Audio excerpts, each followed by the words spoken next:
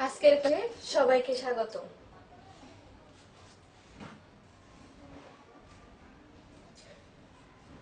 উপস্থাপনায় আমি বিলকিস বেগম, সহকারী শিক্ষক, করিমগঞ্জ পাইলট বালিকা উচ্চ বিদ্যালয়, করিমগঞ্জ, কিশোরগঞ্জ।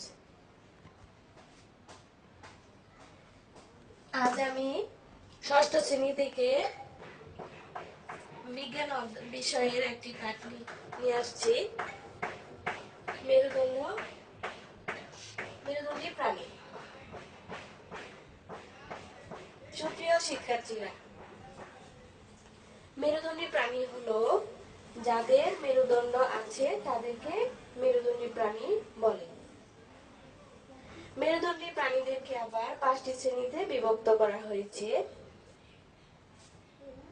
যথা নাম্বার 1 মৎস্য শ্রেণী, উভচর শ্রেণী, সরীসৃপ শ্রেণী, পক্ষী শ্রেণী এবং স্তন্যপায়ী শ্রেণীর অন্তর্ভুক্ত। সুপ্রিয় শিক্ষার্থী, তোমরা এখন একটি ভিডিও দেখো।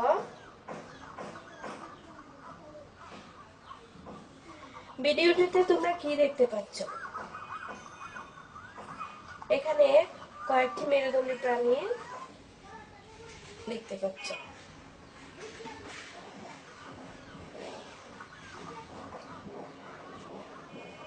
এদের মধ্যে এখানে আছে পক্ষী শ্রেণী মেরুদণ্ডী প্রাণী,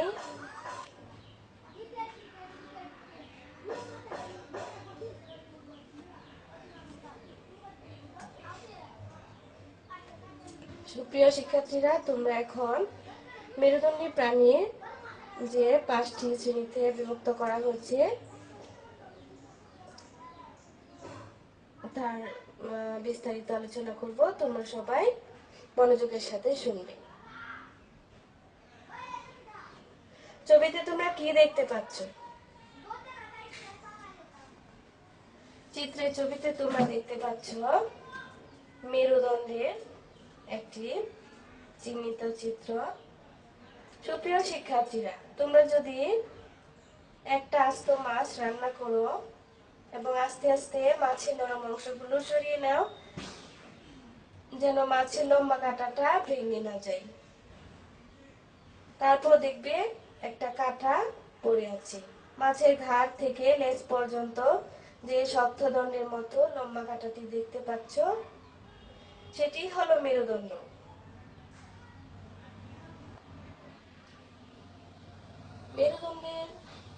মেরুদণ্ডের কিছু কিছু প্রাণীর নাম আমি বলছি, তোমরা সবাই খাতায় লিখে নাও।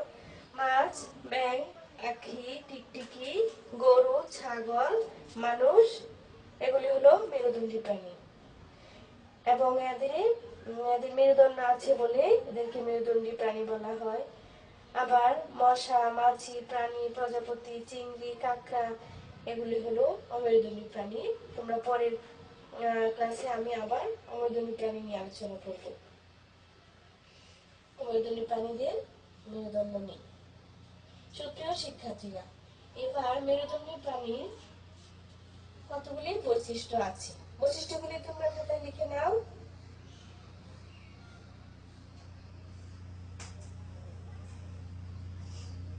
এদের মেরুদণ্ড আছে, দেহের ভিতর কঙ্কাল থাকে, পাখনা বা 2 জোড়া পা থাকে, চোখ সরল প্রকৃতির, মানুষ ছাড়া সকল মেরুদণ্ডী প্রাণী থাকে এবং এরা ফুলকার সাহায্যে শ্বাসকার্য চালায়।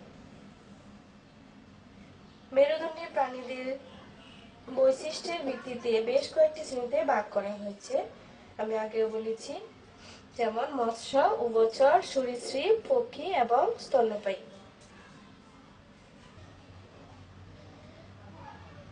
সুপ্রিয় শিক্ষার্থীরা, এবার বিভিন্ন শ্রেণীর মেরুদণ্ডী প্রাণী তোমরা দেখো শ্রেণীবিভাগ। এই পাঠের শিখন ফল মেরুদণ্ডী প্রাণীদের বৈশিষ্ট্য ব্যাখ্যা করতে পারবে, মেরুদণ্ডী প্রাণীদের শ্রেণীবিভাগ করতে পারবে এবং মেরুদণ্ডী প্রাণীদের বৈশিষ্ট্য অনুযায়ী বিভিন্ন শ্রেণীতে বিভক্ত করতে পারবে।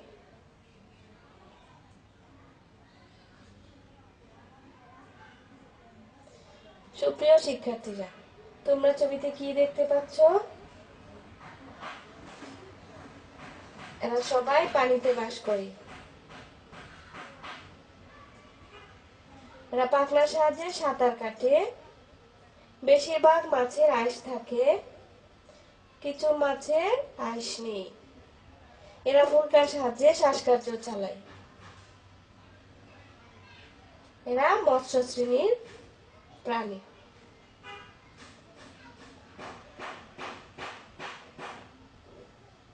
চিত্রের ছবিগুলোতে কি কি বৈশিষ্ট্য দেখতে পাচ্ছ? এরা জীবনের কিছু সময় পানিতে বসবাস করে এবং কিছু সময় ডাঙায় বসবাস করে। এদের ত্বকে লোম, আঁশ বা পালক থাকে না। ব্যাঙাচি অবস্থায় এরা ফুলকার সাহায্যে শ্বাসকার্য চালায়। এরা হলো উভচর শ্রেণী।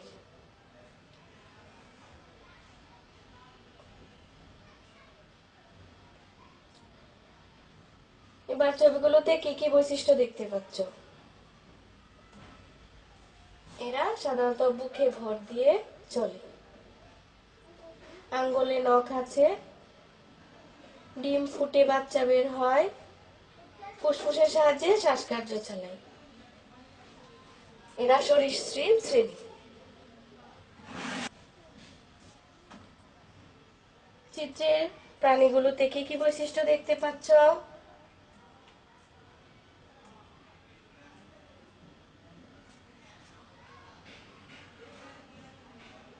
দেহ পালক দিয়ে আবৃত। বেশিরভাগ পাখি উঠতে পারে, কিছু পাখি উঠতে পারে না। এবং ডিম পাড়ে, ডিম ফুটে বাচ্চা হয়। এরা পক্ষী শ্রেণীর অন্তর্ভুক্ত।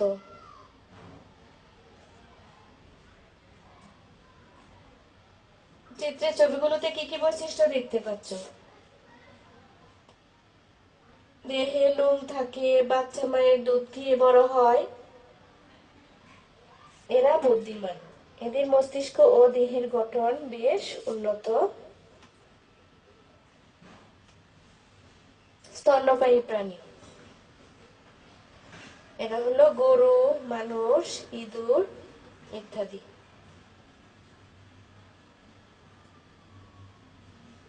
সুপ্রিয় শিক্ষার্থী, এবার মেরুদণ্ডের চিত্রটি ভালো করে দেখো।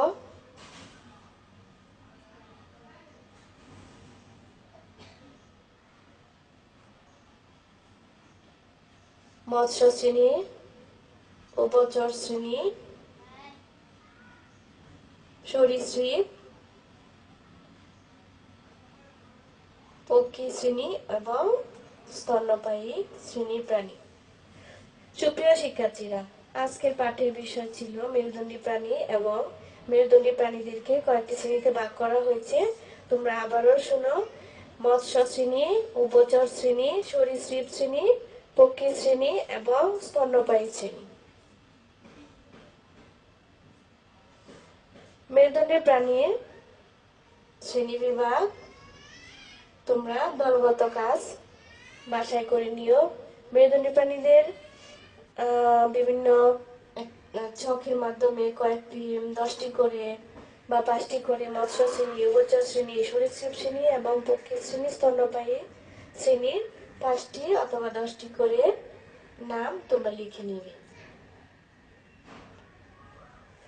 সুপ্রিয় শিক্ষার্থীরা, আশা করি আমার ক্লাসে তোমরা সবাই মনোযোগ দিয়ে শিখে নেবে এবং আমাকে কমেন্টস করবে তোমাদের আরো অন্য জানার থাকলে, এবং আমি তোমাদেরকে সেটি বোঝানোর চেষ্টা করবো এবং